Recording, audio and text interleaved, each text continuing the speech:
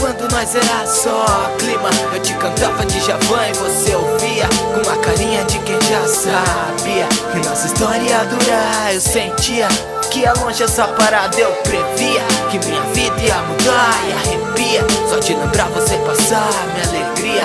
Foi um dia de trombar, um detalhe faz sim a diferença. Quando você colava e nem notava minha presença, eu ficava boladão, me exibia igual criança. Cada palavra sua despertava esperança. Eu, moleque bobo, parecia tão apaixonado ali que todo mundo via, percebia. Eu acho que você se aproximou por isso e eu nem sabia o que fazer, mas já era ali o seu melhor amigo. Eu lembro da gente ali, dividindo um açaí, juntos no fim de semana, um filme pra distrair. Eu naquela que cê era a Cinderela que eu sonhei. Lembro de cada frase apaixonada que eu falei quando tinha que te ouvir reclamar que fulano não te dava uma moral, que se passe ia se declarar. Eu sofri, mas sempre fui durão, não me abri. Tinha que congelar meu coração, eu senti foi uma vontade de te abraçar quando eu vi que o ano já tava pra terminar. E eu ali sem coragem pra dizer que a mina que eu queria pra minha vida era você. Nosso último dia de aula do último ano de escola.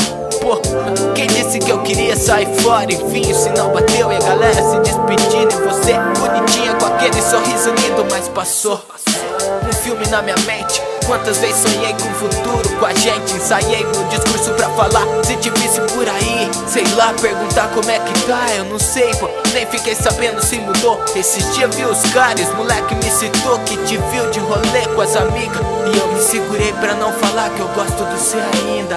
Mas deixa vir, essas coisas são assim. Eu com aquela sensação de que ainda não tá no fim. Nem dormi, cochilei, sonhei com você e acordei com aquela vontade de te ver. Revirei minhas coisas e num caixote velho eu achei seu número anotado num caderno. Eu pensei que não ia ter coragem pra ligar, mas mesmo se não der certo não custa nada tentar. Eu aqui só vendo o batimento acelerar, minha mão tremeu, eu nem sabia o que falar. Tá chamando eu aqui, travado no celular.